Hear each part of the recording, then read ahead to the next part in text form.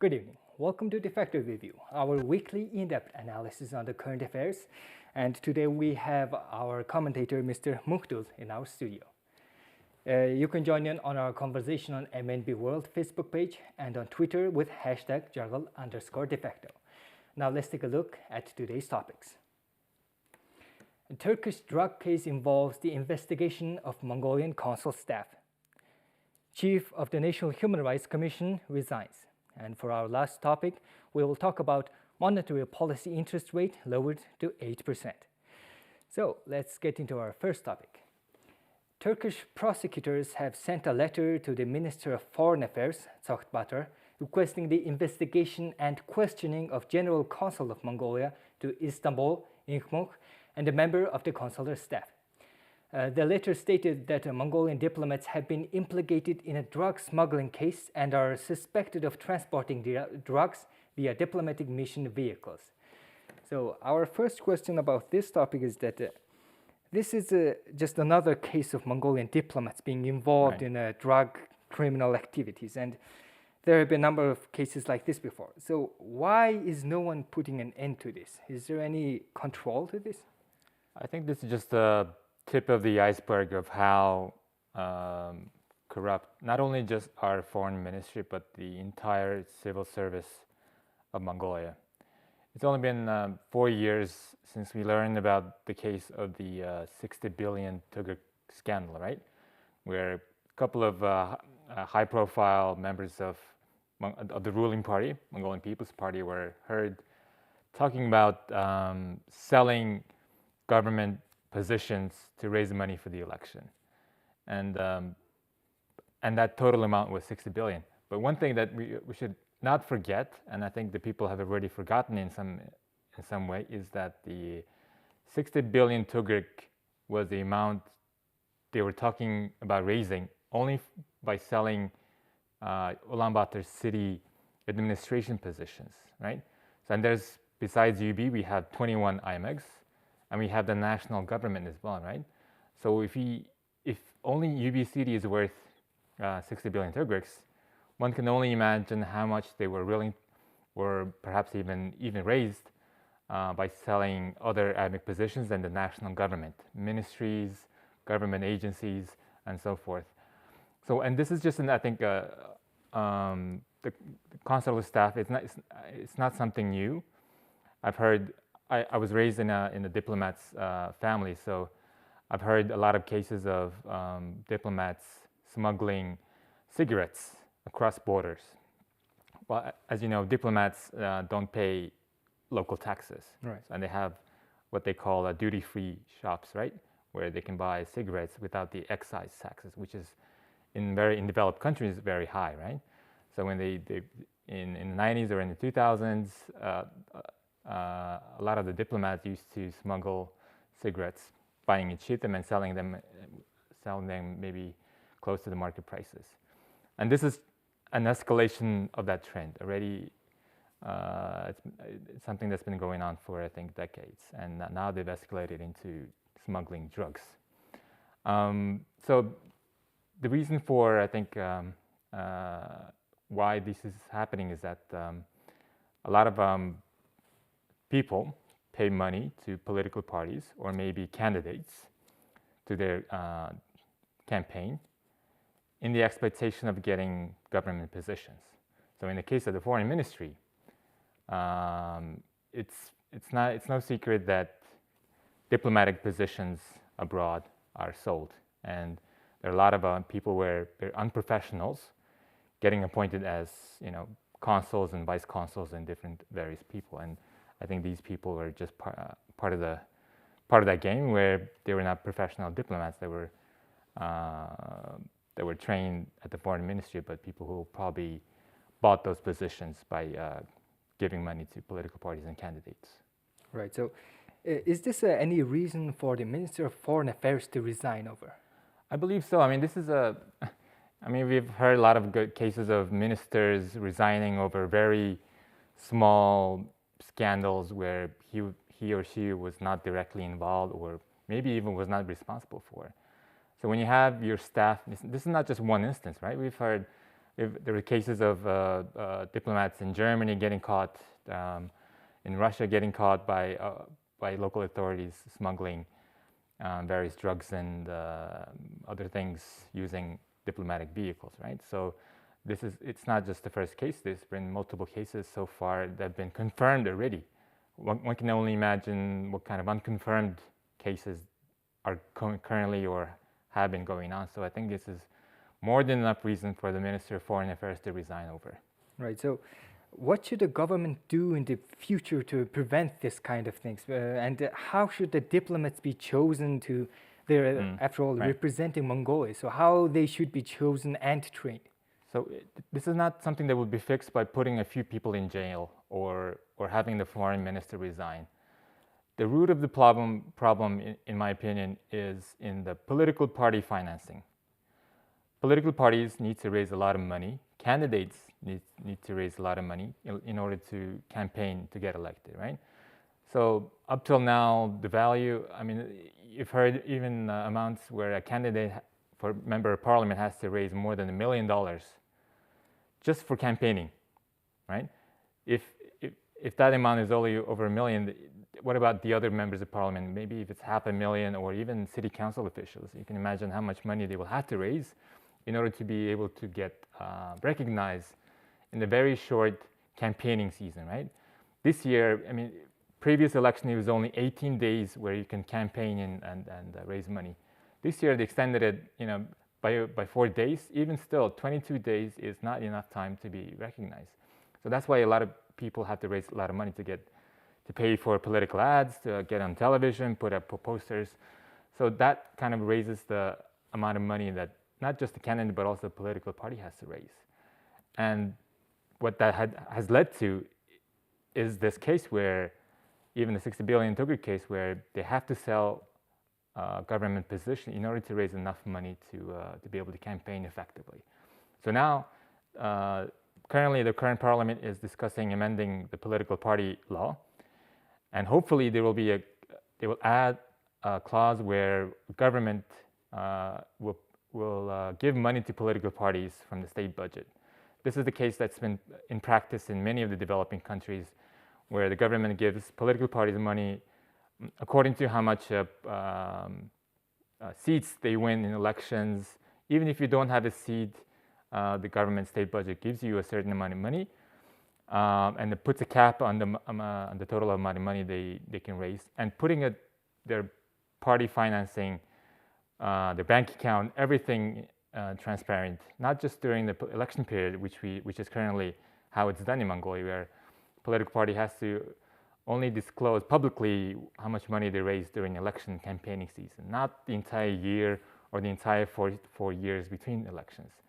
And the new constitution amendment has put in a good clause where it says political parties their finances have to be transparent now. Now, hopefully, the political party law will reflect that and make political party financing transparent all year round, all the time, where hopefully there will be some public civil society scrutiny on the finances of political parties. So I think that's where the root of the problem is, where even the foreign ministry, comparatively, relatively, it's the most professional and consistent of all the ministries, where Mongolia's foreign policy is relatively quite stable, and relatively, and emphasis on the word relative. Even the staff of the foreign ministry is professional relative to other ministries. So, but the problem is where these people, they're not trained diplomats, but pay money and suddenly become diplomats coming from different industries and professions. So who is responsible for actually appointing these people? Of course, the foreign minister, the foreign ministry, probably I should say. Ambassadors get approved by the parliament. The foreign minister has his own little advisory team, and it gets discussed by the cabinet, and then the cabinet proposes it to the president, and then it's the one that officially submits the candidacy of ambassadors. But every other position in embassies and diplomatic missions get appointed by either the foreign minister or the cabinet. So aside from being resigned, is there any other, legal charges will he face? I mean, so far, no one has taken responsibility, even political responsibility for these previous scandals. Only perhaps a few, those people who got involved or got caught by those local authorities might get charged or something. But we still haven't, at least I haven't heard any cases of diplomats getting sentenced in foreign countries. But from the Mongolian side, at least in my memory, no one has taken responsibility for these illegal activities. And drug smuggling is a major case. This is not just a case of smuggling cigarettes. Right. This is a case of smuggling drugs now. So hopefully these will be fixed with the new laws. Hopefully. So let's get into our second topic. The resignation of the chief of the National Human Rights Commission was one of this week's hot topics on social media. A recording of a phone conversation between Chief of the National Human Rights Commission, Biamtorch, and the president of Zhu and Huang NGO was released on social media, during which Mr. Biamtorch used obscene and vulgar language. After the release of the recording, Biamtorch submitted his resignation, claiming it was due to health reasons, which was accepted by the Commission. This week, the regulation of choosing National Human Rights Commission members were discussed and approved by the Parliament. The new members and chief are now being chosen. So our first question about this one is that the chief of the National Human Rights Commission is supposed to face legal consequences for his action. So why is he just being allowed to just resign without any consequences? I think it's just letting him, who is a seasoned politician, save some face in the situation. Whereas I think ideally, he should have been removed by the parliament, not allowed to resign. So our viewers, our viewers might be wondering what he exactly said. In the exact translation, he would say, this is an NGO that helps people who have alcohol, substance abuse, right. Kids whose parents are absent, and that kind of NGO. That NGO is being involved in abusing their responsibilities. They take money from the government and abusing their authorities and mistreating the people who should be taken care of. So what Mr. Biamtorch said was, the exact English translation would be, puppies should be treated like puppies. But in English, puppy sounds very cute and adorable, right? Right. So I think the correct translation should be, dogs should be treated like dogs. I think that would give the idea of what exactly Mr. Biamtorch said, which is quite shameful for especially the chairman of the Mongolia's Human Rights Commission to be saying, right? Because they should be protecting the rights of anyone, whoever they might be, even if they are criminals or whatever. And Mr. Biamtorch, he's a former member of parliament. He was a vice speaker. He was also the head of the Constitutional Court of Mongolia for many years. And if I'm not mistaken, he was the chairman of the Human Rights Commission for, I think, for 10 years now. To me, this is an indication of how outdated our current government's officials and politicians are. How their mindset, right? The mindset that they view the world, the mindset that they see human rights or gender equality, you name it. And this is also and the reason why the people are very outraged by this is because I think the whole society is looking for new wave of new era, perhaps I could say, of politics in Mongolia, and this is not about age, I think. It is just an indication of what type of new politicians and government officials that people want. They want people who are very open-minded, they're very progressive, that they know they are not living alone in the world, that they are part of the globe, understand their responsibilities as a global citizens, that they're very understanding of gender equality, gender rights, or even the climate change, right? So this is, I think, what kind of what the people are demanding is people who are very progressive-minded, and especially when it comes to human rights, I think the people want someone who's very progressive. Right. My apologies for repeating the word, but who understand where the world is going, the trend of how the world treats human rights. And we all know, look at some of the countries where they have much better human rights conditions, and we can know where the world is going. And I think we need someone who is not just understands the current situation in Mongolia, but understands the human rights situation in the world. And we need someone who can be head of the Human Rights Commission for the next 5-10 years and know where Mongolia needs to go in terms of human rights to be able to match where the world is going. So what are the chances of him, Mr. Bimderj, being appointed to another political position? Because this is a major problem in Mongolian politics. Right. Well, Mr. Bimderj is not new to Mongolia. He's, like I said, he's been a member of parliament, head of the Constitutional Court. And for me, I think he health reasons, and he also said that he was close to retirement anyway. But the fact that he resigned before the election, I think, was probably under pressure from his political party, the ruling party, and he even tried to defend himself where the word puppy is used as an adorable, which is not true. I mean, in English sounds exactly what it says, but in Mongolian language, puppy is used as a curse word to undermine derogatory in terms, right? So he tried to defend his word, but I think it's just I think it all depends on whether the ruling party wins in the election. Maybe if they do, maybe he'll find a new cushy seat for him where he can retire in peace. But it all depends, I think, in the election. But I think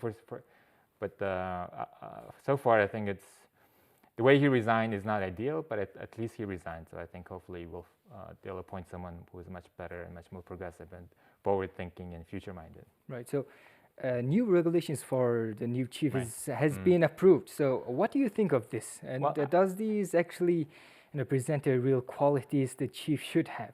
Well, I read a few interviews by legal scholars, and they quite supported the new procedures, saying that it's much better, and a much better candidate will be submitted using these new procedures. But of course, it all depends on what the ruling party wants, right? There's only a few months left, but this is not just someone that should be appointed for between election cycles, right? I think there should be someone who's appointed for 5 or 10, even maybe 10 years.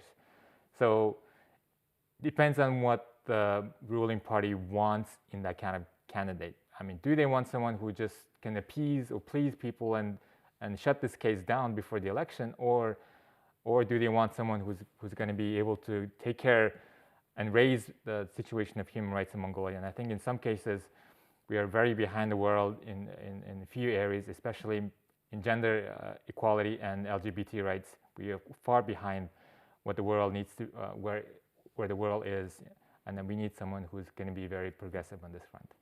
Okay, see. Let's get into our third topic for today.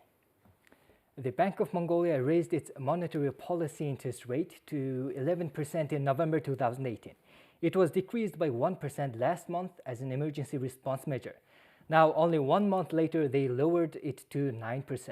And additionally, payment terms for consumer loans have been extended by up to 12 months.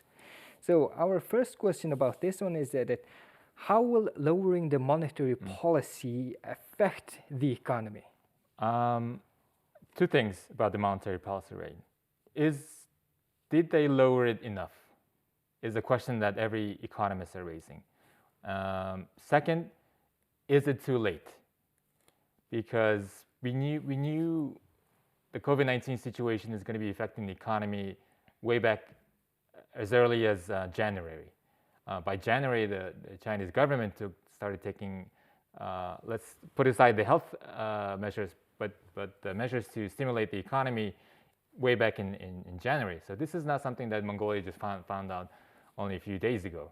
We knew the situation is going to affect the economy quite severely, but the government did not take any action until just a few days ago, where they I believe last week they approved measures to stimulate the economy, 5.1 trillion tugrix. But that could be a little too late. Probably even 3 months too late, I would say. Every economist is saying that the central bank should have lowered quite drastically the policy rate. 11%, 9% from 11% is not enough. I'm not an economist, but that's what the economists are saying. That's one, but it's only lowering the monetary policy rate is only a small part of what the government should be doing. For those of us who don't understand what policy rate is, let me try to explain it in a simple way, where the central bank in any country sort of serves as the bank of the banks, where commercial banks place the amount of the cash that they've collected from savings and bank accounts, the money that's left that they haven't issued as loans, they don't keep it in their own banks. They keep it at the central bank, and the central bank gives you an interest rate like a savings account would. So 9% is what the central bank gives to commercial banks as payment for placing their money at the central bank. So what lowering the policy rate, what it's supposed to do as an incentive is incentivize commercial banks to give out more loans, which would help the economy. But do we really have businesses who are willing to take out loans at this moment of time? Right. I think the IMF just a few days ago lowered the 2020 economic growth forecast for Mongolia. They say that Mongolia will shrink by 1%. Our economy will shrink by 1% in 2020. And IMF even said the world will shrink by 3% in 2020. So this is just an we've only gone through 3 months, and we have 9 more months in 2020 left. So I think what the IMF and every other international experts are saying that we haven't seen the worst yet. As I said, let's put aside the health thing, but economy-wise, I think we've only seen a few indications of how worse the global economy, not just Mongolia, will go through. And some experts are even saying that this situation this year will be even worse than the 2018 financial crisis. We all know how devastated the global economy was became in 2008, and this situation is going to be even worse. So we haven't seen the worst of it. So what I'm trying to say is that the government and parliament and central bank are taking measures that are not big enough and not early enough, and we might not see the full effects of their mistakes by the time the election comes. So I think that will be my next point. But there could be a political explanation of why Parliament is taking measures this late. There could be a political explanation of why the Parliament and the government is not amending the budget. Right. So how this is another decision made by the central bank. So how will extending the repayment terms for consumer loans affect the economy? Because they are not deferring. They're just separating the rest of their loans into a 12-month payment. Well, it all sounds very nice, I would say. Every announcement that our prime minister makes sounds very nice, right? Extending the loan period, repayments, extending mortgage payments, delaying social insurance payments. It all sounds good, but in reality, when people go to their banks to delay their mortgage payments, the bank says the regulations are not passed yet, so we won't be extending your loan as of now. The government hasn't approved the final procedures, and it turns out that not everybody is going to benefit from this. Only certain people who work in certain industries, only companies whose performance has got worsened up to a certain amount, will only benefit. So not everybody turns out will benefit. But what the Prime Minister did was he came out and announced it, everyone, every business, every consumer, every worker, employee will benefit. But it turns out not everybody's going to benefit. So this is what frustrating, I think, consumers and businesses, where the government is not doing what it's saying. So why is it happening? Why did he say that, but in reality everything is different? Is he just saying that to? I think I think it's political mastery, where I think he's saying something that's going to please people, but in reality it turns out that it's not as easy as he thinks he is. I don't think he wanted it to turn out that way, but he just didn't understand. It says that the Prime Minister or people advising him did not advise him enough that this is not going to be easy as just saying it, or what do you call it, flipping your fingers. Right. In reality, it's different. That commercial banks are private entities. Central bank does not control them; they only regulate them.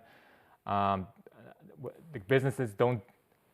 Government has no right to intervene in the businesses where government cannot force businesses to keep employing people where the revenue, where they don't have any revenue, right? So I think they just timing was the only thing that was beneficial, but they didn't take enough time to study how they were actually going to implement the measures.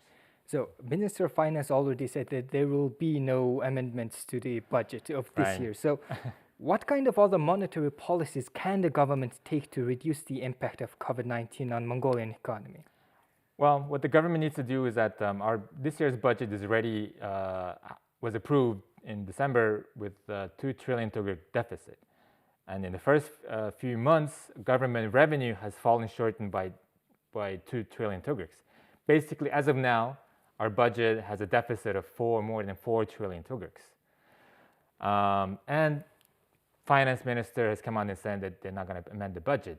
But last week, I saw Parliament deliberating a bill where they're going to give the government the right to tinker around with the budget, where they can take away some spending and put it in different projects. But constitutionally, only Parliament has the right to approve the budget or change the budget. The government only has to submit it, and Parliament is the only constitutional body where we can approve the budget. But what the Parliament is trying to do is that it's giving away its constitutional powers to the government. I think this could be even an unconstitutional thing to do by the Parliament. But why are they doing it, right? So why isn't the Parliament taking using its authority to amend the budget? My suspicion is, and I think it's quite open suspicion, where they don't want to have an open public discussion about amending the budget. Because if it becomes public that members of Parliament allocate a certain amount of spending in their own districts and constituencies, what in English I think it's called pork barreling, right? Members of Parliament only spending government money on things that would be politically beneficial, meaning spending and things on projects in their own districts. And I think members of Parliament are very scared of that public scrutiny of what kind of projects and things that they put in the budget, because 2020 budget, government investment projects, they increased double-fold in 2020 from 2019. There are a lot of weird little investments where one IMEC has 10 times more budget spending than certain other IMECs, right? And if you look at people who are elected from that district, it's very quite understandable of why a lot of spending are doing. And it's just close to the election where you want to be seen as having done something to their constituents, right? So I think that's what the members of Parliament are scared of, that kind of public scrutiny, and giving away its constitutional budget rights to government, while they can hide and tinker around with the budget behind closed doors. Okay, thank you for that. And unfortunately, that is all the time we had for today. So we will see you next week with more topics. Have a nice evening. Goodbye.